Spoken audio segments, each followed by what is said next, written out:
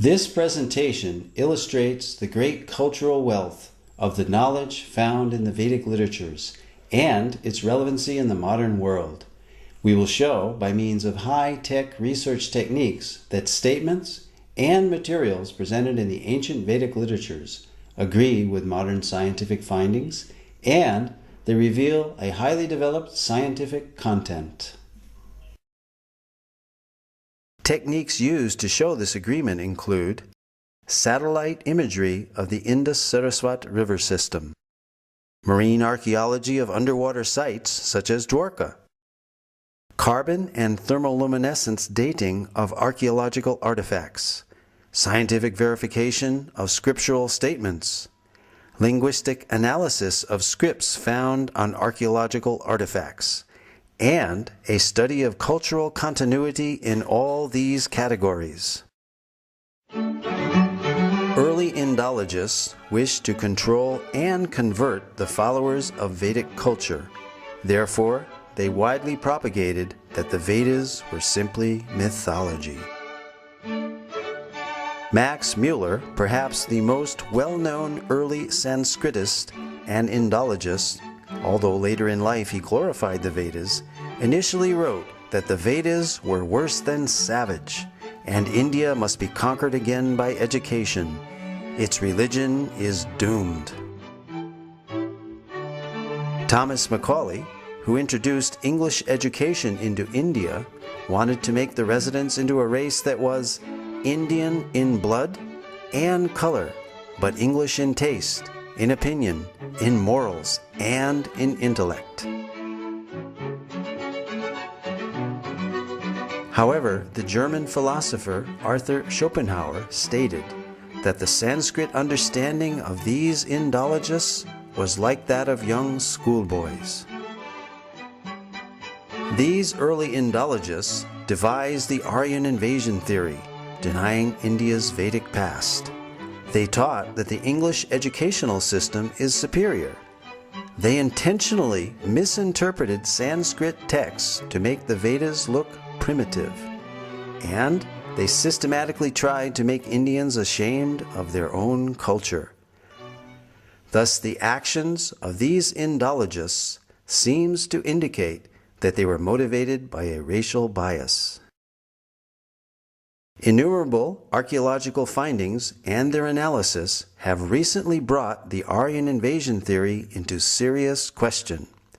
This theory is still taught as fact in many educational systems despite much contrary evidence. The Aryan invasion theory is that the Vedic Aryans entered India between 1500 and 1200 BCE. They conquered the native Dravidian culture by virtue of their superiority due to their horses and iron weapons. They imported the Vedic culture and its literatures. This Aryan invasion theory, however, deprives the inhabitants of India of their Vedic heritage. The wealth of their culture came from foreign soil. The Aryan invasion theory raises an interesting dilemma called Frawley's paradox. On the one hand, we have the vast Vedic literature without any archaeological finds associated with them. And on the other hand, we have 2,500 archaeological sites from the Indus-Saraswat civilization without any literature associated with them. A preponderance of contemporary evidence now seems to indicate that these are one and the same cultures. This certainly eliminates this paradox and makes perfect sense to an unbiased researcher. Facts which cast serious doubt on the Aryan invasion theory are: there is no evidence of an Aryan homeland outside of India mentioned anywhere in the Vedas. On the contrary, the Vedas speak of the mighty Saraswati River and other places indigenous to India. To date, no evidence for a foreign intrusion has been found, neither archaeological, linguistic, cultural, nor genetic. There are more than 2,500 archaeological sites, 2/3 of which are along the recently discovered dried-up Saraswati River bed. These sites show a cultural continuity with the Vedic literature from the early Harappan civilization up to the present-day India. Several independent studies of the drying up of the Saraswati riverbed all indicate the same time period of 1900 BCE. The significance of establishing this date for the drying up of the Saraswati River is that it pushes the date for the composition of the Rig Veda back to approximately 3000 BCE, as enunciated by the Vedic literature itself. The late dating of the Vedic literatures by Indologists is based on speculated dates of 1500 BCE for the Aryan invasion and 1200 BCE for the Rig Veda, both now disproved by scientific evidence. Max Muller, the principal architect of the Aryan invasion theory, admitted the purely speculative nature of his Vedic chronology, and in his last work, published shortly before his death, The Six Systems of Indian Philosophy, he wrote, "Whatever may be the date of the Vedic hymns, whether 1500 or 15,000 BCE, they have their own unique place and stand by themselves in the literature of the world." It can be scientifically proven that the Vedic culture is indigenous through archaeology, the study of cultural continuity, by linguistic analysis, and genetic research. For example, the language and symbolism found on the Harappan seals are very Vedic. We find on these seals the Om symbol, the leaf of the Asvata or holy banyan tree, as well as the swastika or sign of auspiciousness, mentioned throughout the Vedas. Om is mentioned in the Mundaka and Katha Upanishads, as well as the Bhagavad Gita. The holy Ashvata tree is mentioned in the Aitareya and Satapatha Brahmanas, as well as the Taittiriya Samhita and Katyayana Smriti. The pictorial script of these Harappan seals has been deciphered as consistently Vedic and termed Proto-Brahmi as a pre-Sanskrit script.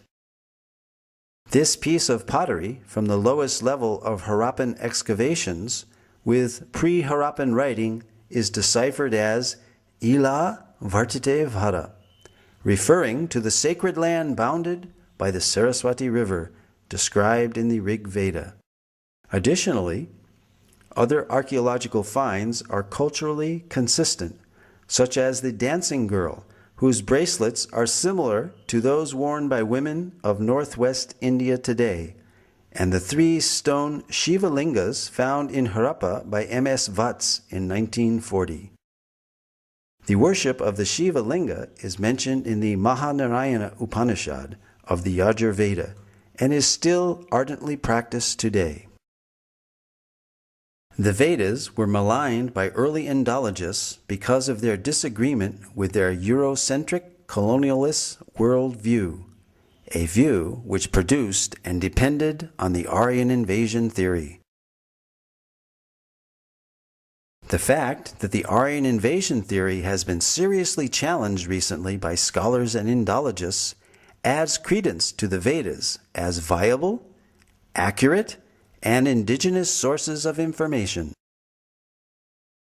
Using modern scientific methods such as satellite imagery and dating techniques, it can be shown that the ancient statements of the Vedas are factual, not mythical, as widely propagated.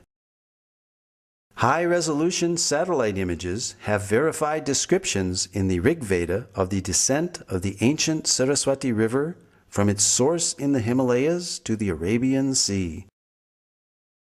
Pure in her course from the mountains to the ocean, alone of streams, Saraswati hath listened. The mighty Saraswati River and its civilization are referred to in the Rig Veda more than 50 times, proving that the drying up of the Saraswati River was subsequent to the origin of the Rig Veda, pushing this date of origin further back into antiquity, casting further doubt on the imaginary date for the so-called Aryan invasion. This satellite image clearly shows the Indus-Saraswati River system extending from the Himalayas to the Arabian Sea. Here, the Indus River is on the left, outlined in blue, while the Saraswati River basin is outlined in green. The black dots are the many archaeological sites or previous settlements along the banks of the now dry Saraswati River. The drying up of the Saraswati River around 1900 BCE is confirmed archaeologically. Following major tectonic movements or plate shifts in the Earth's crust, the primary cause of this drying up was due to the capture of the Saraswati River's main tributaries, the Sutlej and the Dristadvati, by other rivers. Although early studies based on limited archaeological evidence produced contradictory conclusions, recent independent studies, such as that of archaeologist James Schaffer in 1993, showed no evidence of a foreign invasion in the Indus-Saraswat civilization and that a cultural continuity could be traced back for millennia.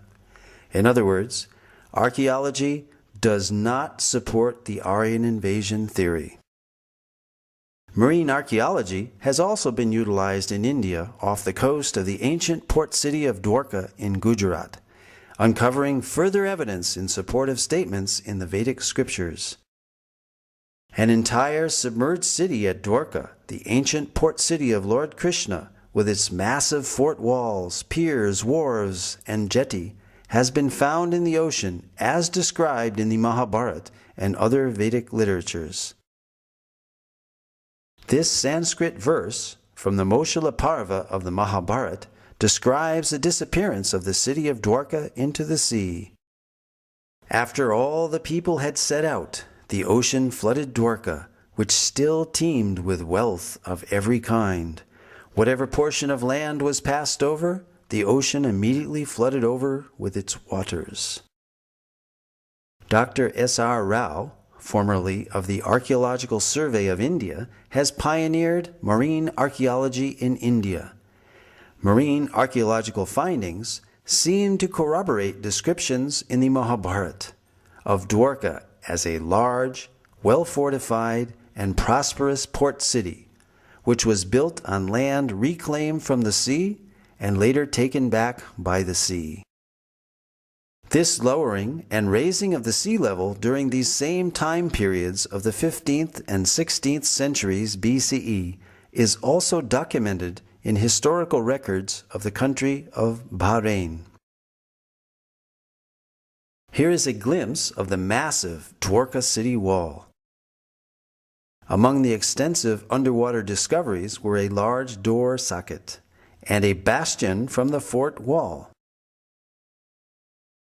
2 rock-cut slipways of varying width extending from the beach to the intertidal zone, a natural harbor, as well as a number of olden stone ship anchors were discovered, attesting to Dwarka being an ancient port city. The three-headed motif on this conch shell seal found in the Dwarka excavations corroborates the reference in the scripture Harivamsa that every citizen of Dwarka should carry a mudra or seal of this type. All these underwater excavations add further credibility to the validity of the historical statements found in the Vedic literatures. Apart from Dwarka, more than 35 sites in North India have yielded archaeological evidence and have been identified as ancient cities described in the Mahabharata. Copper utensils, iron, seals, gold, and silver ornaments, terracotta discs, and painted grayware pottery have all been found in these sites. Scientific dating of these artifacts again corresponds to the non-Aryan invasion model of Indian antiquity. Furthermore, the Matsya and Vayu Puranas describe great flooding which destroyed the capital city of Hastinapur, forcing its inhabitants to relocate in Kaushambi. The soil of Hastinapur reveals proof of this flooding. Archaeological evidence of the new capital of Kaushambi has recently been found, which has been dated to the time period just after this flood. Similarly, in Kurukshetra, the scene of the great Mahabharata war, iron arrows and spearheads have been excavated and dated by thermoluminescence to 2800 BCE, the approximate date of the war given within the Mahabharata itself. The Mahabharata also describes 3 cities given to the Pandavas, the heroes of the Mahabharata, after their exile: Paniprastha, Sonaprastha, and Indraprastha, which is Delhi's Puranikela. These sites have been identified and yielded pottery and antiquities which show a cultural consistency and dating consistent for the Mahabharata period, again verifying statements recorded in the Vedic literatures. Although early Indologists in their missionary zeal widely vilified the Vedas as primitive mythology, many of the world's greatest thinkers admired the Vedas as great repositories of advanced knowledge and high thinking. Arthur Schopenhauer, the famed German philosopher and writer, wrote that I encounter in the Vedas deep, original, lofty thoughts, suffused with a high and holy seriousness. The well-known early American writer Ralph Waldo Emerson read the Vedas daily. Emerson wrote, I owed a magnificent day to the Bhagavad Gita. Henry David Thoreau said, in the morning I bathe my intellect in the stupendous philosophy of the Bhagavad Gita, in comparison with which our modern world and its literature seems puny and trivial. So great were Emerson and Thoreau's appreciation of Vedantic literatures that they became known as the American Transcendentalists. Their writings contain many thoughts from Vedic philosophy. Other famous personalities who spoke of the greatness of the Vedas were Alfred North Whitehead, British mathematician, logician, and philosopher, who stated that Vedanta is the most impressive metaphysics the human mind has conceived. Julius Robert Oppenheimer, the principal developer of the atomic bomb, stated that the Vedas are the greatest privilege of this century. During the explosion of the first atomic bomb, Oppenheimer quoted several Bhagavad Gita verses from the 11th chapter, such as, Death I am, cause of destruction of the worlds. When Oppenheimer was asked if this is the first nuclear explosion, he significantly replied, yes, in modern times, implying that ancient nuclear explosions may have previously occurred. Lin Yutang, Chinese scholar and author, wrote, India was China's teacher in trigonometry, quadratic equations, grammar, phonetics, and so forth. Francis Voltaire stated, everything has come down to us from the banks of the Ganges. From these statements we see that many renowned intellectuals believed that the origin of scientific thought was the Vedas. The Vedic literatures contain descriptions of advanced scientific techniques, sometimes even more sophisticated than those used in our modern technological world. Modern metallurgists have not been able to produce iron of comparable quality to the 22-foot-high Iron Pillar of Delhi, which is the largest hand-forged block of iron from antiquity. This pillar stands as mute testimony to the highly advanced scientific knowledge of metallurgy that was known in ancient India.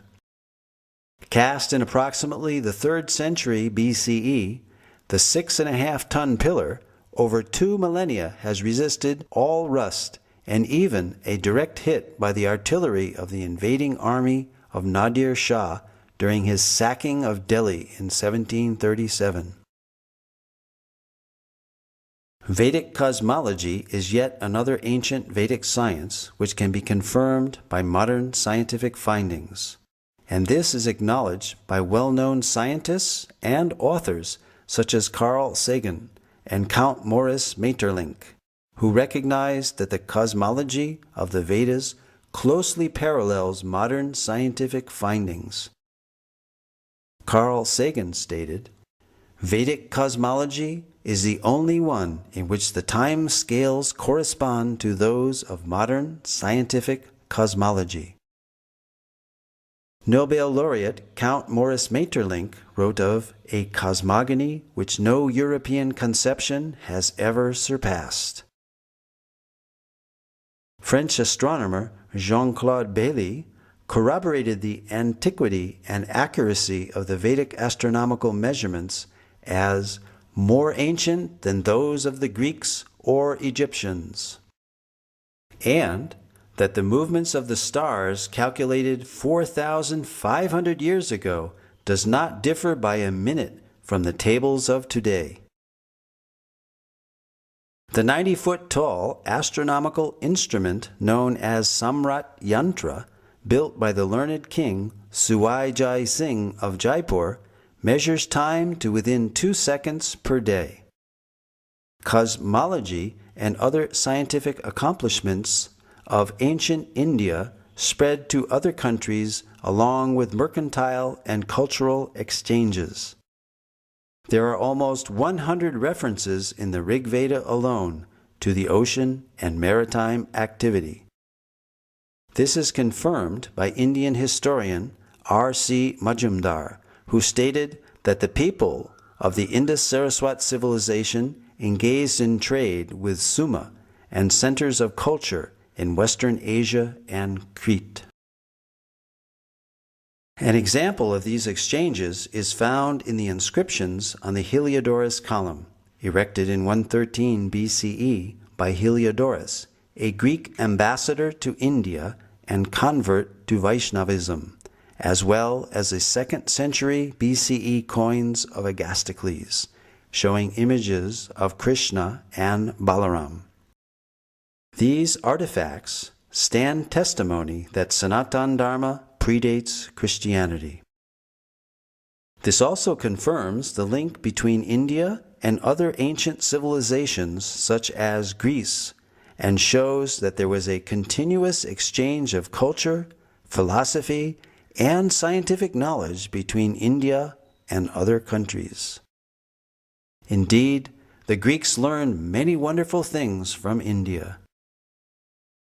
Voltaire, the famous French writer and philosopher, stated, "Pythagoras went to the Ganges to learn geometry."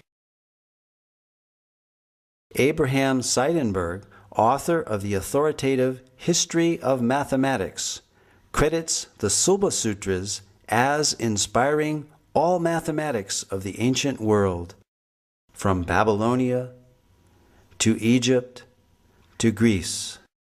As Voltaire and Seidenberg have stated, many highly significant mathematical concepts have come from the Vedic culture, such as the theorem bearing the name of the Greek mathematician Pythagoras is found in the Shatapatha Brahmana, as well as the Sulba Sutra, the Indian mathematical treatise written centuries before Pythagoras was born. The decimal system, based on powers of 10, where the remainder is carried over to the next column, first mentioned in the Taittiriya Samhita of the Black Yajurveda. The introduction of 0 as both a numerical value and a place marker. The concept of infinity. The binary number system, essential for computers, was used in Vedic verse meters. A hashing technique similar to that used by modern search algorithms such as Google's, was used in South Indian musicology. From the name of a raga, one can determine the notes of the raga from this Katapayadi system. The Vedas, however, are not as well known for presenting historical and scientific knowledge as they are for expounding subtle sciences such as the power of mantras. We all recognize the power of sound itself by its effects, which can be quite dramatic. Here, a high-pitched frequency shatters a drinking glass. So, we can easily understand that loud sounds can produce substantial reactions. It is commonly believed that mantras can carry hidden power, which can in turn produce profound effects. The ancient Vedic literatures are full of descriptions of weapons that were invoked by mantra during the epic Kurukshetra war, wherein the Bhagavad Gita itself was spoken. The ancient deployment of Brahmastra weapons, equivalent to modern-day nuclear weapons, are described throughout the Vedic literatures. Additionally, mantras carry hidden spiritual power which can produce significant benefits when chanted properly. Indeed, the Vedas themselves are sound vibrations in literary form and carry a profound message. Spiritual disciplines recommend meditational practices such as silent meditation, silent recitation of mantras, and also the verbal repetition of specific mantras out loud. A clinical test of the benefits of mantra chanting was performed on 3 groups of 62 subjects, males and females of average age 25. They chanted the Hare Krishna Maha Mantra 25 minutes each day under strict clinical supervision. Results showed that regular chanting of the Hare Krishna Maha Mantra reduces stress and depression and helps reduce bad habits and addictions. These results formed a PhD thesis at Florida State University. Spiritual practitioners claim many benefits from mantra meditation, such as increased realization of spiritual wisdom, inner peace, and a strong communion with God and the spiritual realm. These effects may be experienced by following the designated spiritual path. Most of the evidence given in this presentation is for the apara vidya, or material knowledge of the Vedic literatures. The Vedas, however, are more renowned for their paravidya, or spiritual knowledge, and even superior is the realized knowledge of the Vedic rishis or saints, that which is beyond the objective knowledge of modern science, knowledge of the eternal realm of Sat, Chit, Ananda, eternality, blissfulness, and full knowledge. But that is another presentation.